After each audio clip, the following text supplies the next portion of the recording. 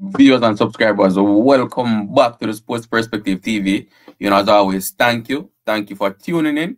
Really appreciate you taking your time out to watch the videos, and interacting with the videos as well. So in this video, going to be giving you an update on the BreakOut T20 as it relates to the points table and also the stat leaders, right? So the batsman with the most runs and the bowler with the most wickets so far. Also, we'll be covering the first round of matches in the Women T20 Blaze. So that's the Cricket West Indies Women T20 competition that also bowled off this week. So the first round of matches have been played. So we're going to be sharing with you the results of those and talking about the performances as well. So just stick around to the end of the video as we get into discussing these topics, right?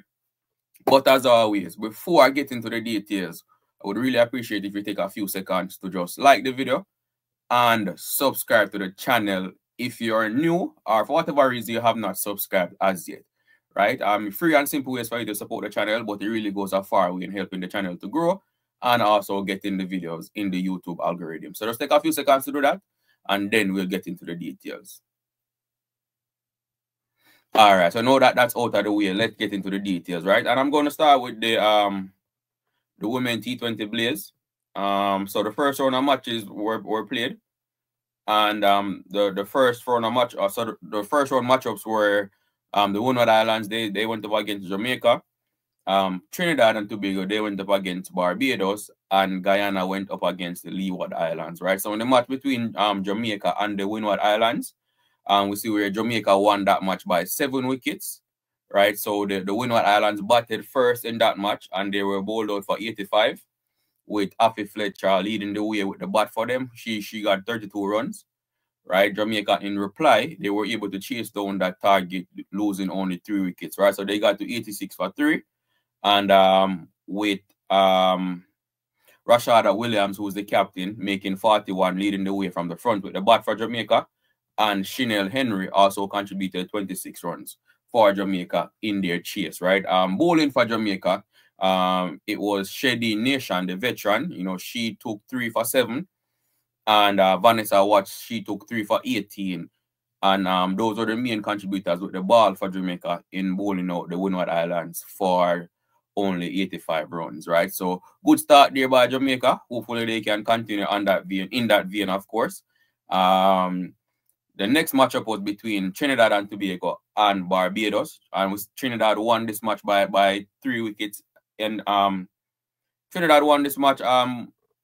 Trinidad won this match, right? So Trinidad batted first, and they made 114 for 7 of their 20 overs, right? With Rachel Vincent getting 50 and Brittany Cooper making 42, right? And they were the leading run scorers for Trinidad in their score of 114. As you can tell, 114 with 2 players contributing 92 runs, right? So they pretty much scored. They scored majority of the runs, almost all of the runs, right? For Barbados, though, there was a shining light. So we have Kayla Elliott. She took 5 for 17, right?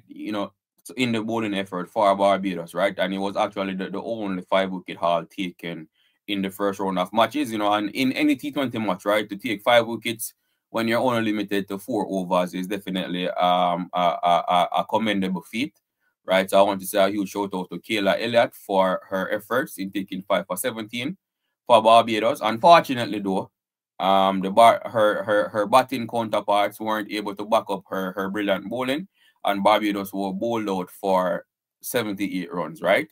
Which means that Trinidad won the match by 36 runs. Kishona Knight got to 24 for Barbados, but for Trinidad, their bowling was led by Steffi Shugrim, I think. She took 3 for 15, and Leanne Kirby, she took 2 for 11, right? And in helping Trinidad to bowl out Barbados for 78 runs. And the last matchup was between the Leeward Islands and Guyana. Guyana won this match comfortably in the end, right? So the Leewards batted first, and they were restricted to 88 for 7 of their 20 overs, right? With Kiana Joseph making 25 and Amanda Edwards, who's the captain, making 28 runs for them. right? So those are the main contributors with the bat for the Leeward Islands.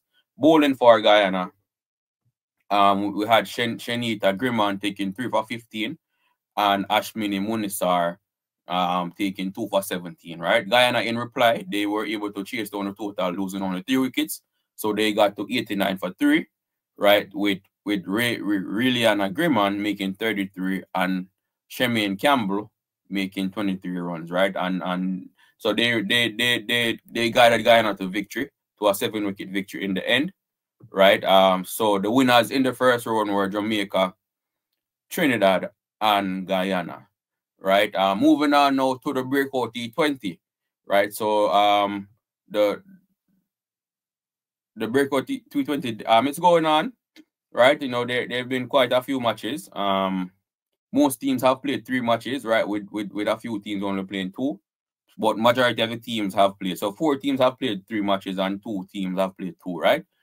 So with the most recently concluded round of matches, the points table is as follows, right? So we have Trinidad, who are currently leading the table. So after 3 matches, they have 24 points, right? Including bonus points, of course. They have amassed 12 bonus points, right? So without the bonus points, they would have only been on 12 points, but they have gathered quite a few bonus points. So Trinidad on 24. In second place, we have the Leeward Islands on 14 points. Right, in third place are the Windward Islands. You know, they are on 8 points. Also on 8 points is Guyana, right? So both the Windward and Guyana are on 8 points. But the Windwards have a better net run rate than Guyana, right? So Barbados, sorry. Right, so both the Windwards and Barbados are on 8 points, not Guyana. Guyana, yeah, I'll get to Guyana in a bit. Right, and then in 5th place, we have Jamaica Titans. They are on 7 points, right? And then in last place is Guyana, right? And Guyana, they are also on 7 points, right? But they are yet to win a match, right? So they have played 3 matches and they have lost all 3 of their matches. But they have been they've been lucky enough to get bonus points, right? And it's the bonus points that currently has them on 7 points. You know, still in with a shot of advancing, right? Because as you can tell from 3rd to 6th, there's only 1 point separating them, right? And that's due to the format and the bonus points being included, right? So so Guyana, even though they are currently winless, they still have a chance of advancing if they can finish the remainder of their matches strong, while continuing to get bonus points, right? Now going to a bit of the stats, right? So currently the top 5 in terms of batters. So we see where Kevlan Anderson, you know, he's leading the way, right? So he's played 3 matches for Guyana, of course, and he has scored 106 runs so far. In second place is Alec Athanaze, you know, who represents the Windward Islands. He has scored 102 runs so far. In 3rd place is Joshua Dasilva, who plays for Trinidad and Tobago. He's scored 100 runs so far in the competition. In 4th place is Kirk McKenzie, who plays for Jamaica. He scored 94 runs in the competition so far. And in 5th place is Jid Gooley, right? He scored 90 runs for Trinidad so far in the competition, right? So those are the top 5 batters in the competition so far. Moving on to the bowlers now.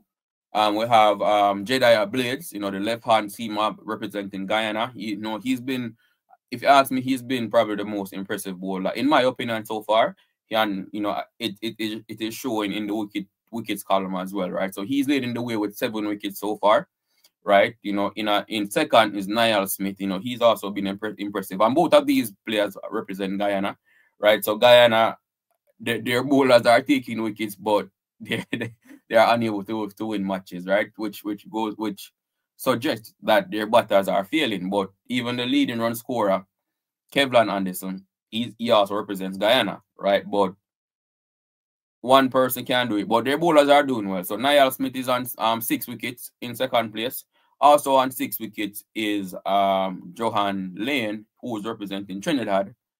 Then we have Joshua James, who has taken 5 wickets so far in the competition, and also representing Trinidad. And then you have Nathan Edwards, who has taken 5 wickets as well.